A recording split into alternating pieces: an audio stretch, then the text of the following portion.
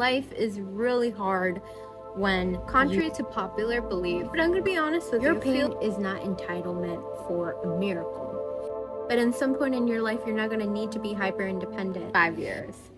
And these are 5 lessons that I would take with me.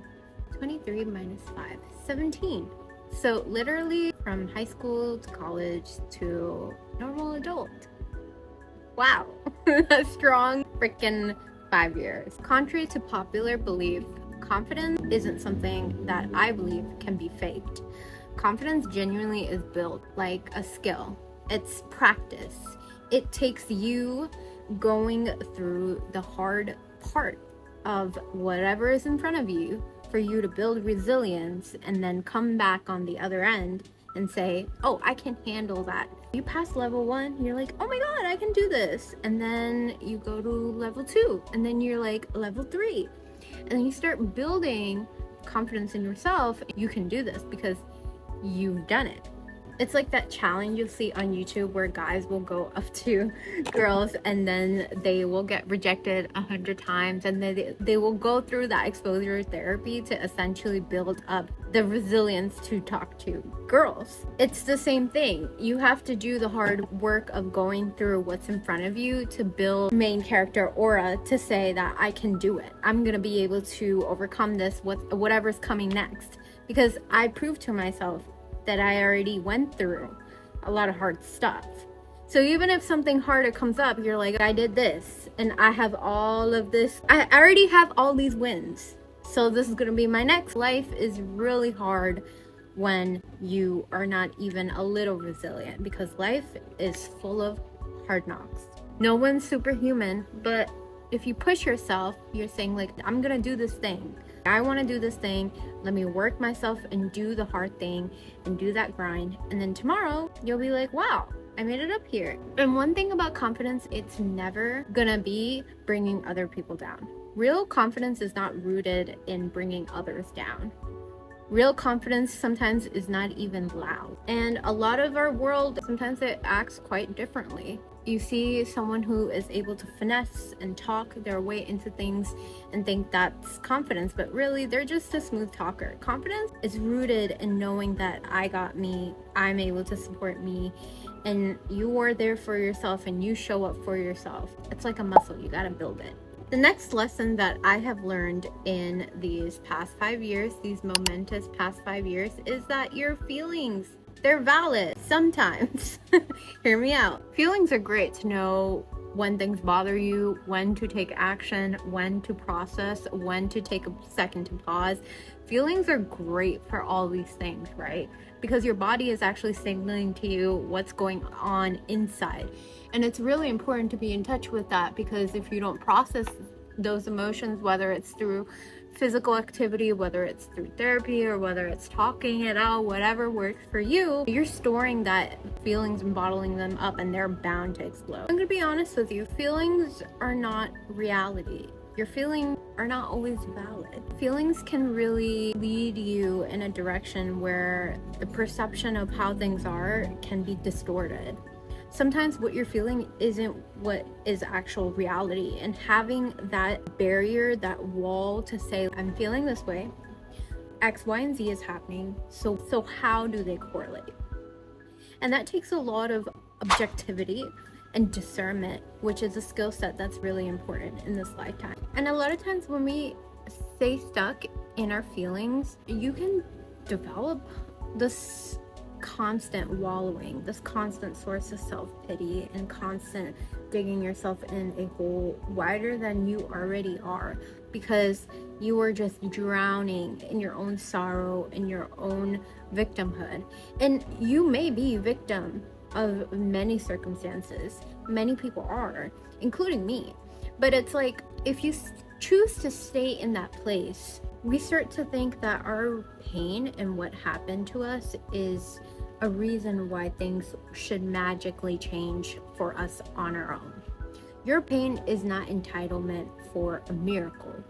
Your pain is an indicator for you to recognize what in the situation has happened and how you can take accountability about whatever it is and then bring action, which will propel change. So many of us want to be better, but we're still stuck living in those past feelings of inadequacy, or just feeling bad about what terrible things have happened to us, or moments where we felt our lowest. But the reality is to pick yourself back up, is to have courage to face those moments and say, let me try again.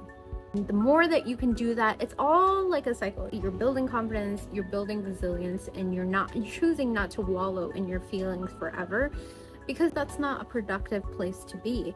That place will feel comfortable and cozy, but it will never help you grow. You will always stagnate if you stay there for too long.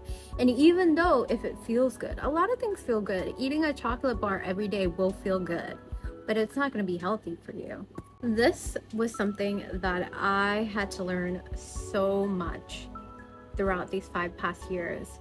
I remember being a teenager and I thought everything could be resolved, everything can be done if I just try hard enough, if I just work hard enough, if I just achieve enough.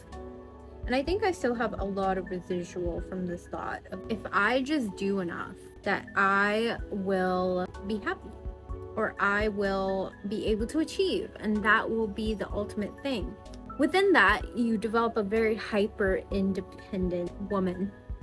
And I know so many of us are that. And honestly, I love independence. I love my independence. I love to achieve. I love to be the best at what I can do. I love to see what's possible. I love to be the one to do it, the best to do it. But a reality is, effort is not enough. Overexerting yourself is not enough. Going as hard as possible, being always on, it's not as helpful as you think. Spearheading your way into relationships, with interactions with people, just climbing and getting the goals and doing, for those people that are just like, let me just do it, let me just go, I don't see any, which is me, it's not as productive as you think. Let me explain. Success at baseline will require you to work hard.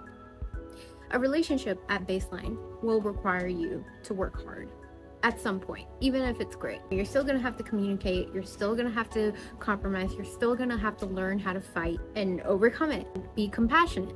Those things are hard, but what you won't do, what will be unproductive, is not learning how to be soft. For example, in our goals, timing of things matter. You can spearhead and you can exert yourself and you can go crazy trying to achieve something, and it still might not happen. And there's so much more variability in someone's success than we like to say, because it doesn't feel good to say that. But timing, luck, and all these factors, who you are, and all these things in this world, they matter. And I remember when I was younger, when it came to relationships, I used to think that if I just put more effort, I would convince someone that you would like me just by putting in more effort. If I just put more effort, I could convince you to like me. I could convince you to be my friend. If I just did more, I would achieve this goal. When you don't even know if what you're asking for is even good for you. Learning to receive is just as important as going hard and grinding. You cannot force timing on things. You cannot force this video to go viral. You cannot force someone to like you. You can't just put more effort into something and just make it happen. It's effort, timing, luck, compatibility, and it's contextual. From a woman that was like, I raised myself, right? So I came in with very just headstrong. I can just plow through anything and I will overcome it. But just remember, not everything is to be overcame. Not every relationship is relationships should not be something that you have to convince someone to love you for. That's not healthy. That's not what real love is. People will just show up for you because they want to. And you shouldn't have to force people for them to see the good in you. Just think about it. Do people force you to see the good in them? No. If someone isn't able to see that, then that person is simply not for you. If some opportunity came your way and it wasn't a right fit, you'll just be like, there'll be something else for me. Instead of fixating on these goals and obsessing over one thing, thinking that I can just make it happen, I can just go crazy, I just want women like me to remember hyper independent is great for the circumstances that you've developed in overcoming, but that hyper independence, at some point in your life, you're not going to need it. Independence is good, but in some point in your life, you're not going to need to be hyper independent, and it's going to take a lot to get out of that nervous system mode. And I just want you to know it's okay to be soft. It's okay to receive. It's okay to want to receive that and to be open and available to receive good in your life. Give yourself grace. Next thing I want to talk about is relationships are contextual. Everything is contextual. But a lot of us like to take our past heartbreaks and take the reasons why we failed in that and apply it to people that we are interacting with today. But I'm here to tell you, not everyone is copy-paste. Are you copy-paste of your friends? No. So one thing I would say is that to see each relationship as differently and have that lens to be able to say, this friend was like this, but this friend is like this. In the past situation, I would just cut people off. Do I really need to cut someone off in this situation? I don't know. Let me think about that. I think in the culture we are in today, cutting off people has become so normalized, and I've cut off people.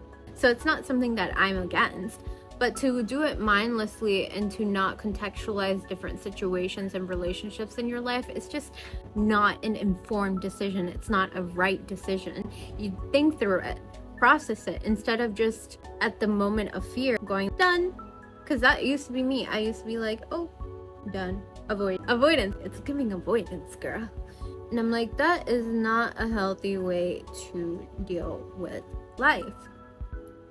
You have to talk through it. You have to give people a chance, and you have to see if this person is different from the past person. And if you consistently hit a block in your relationships, I'm gonna say it has something to do with you.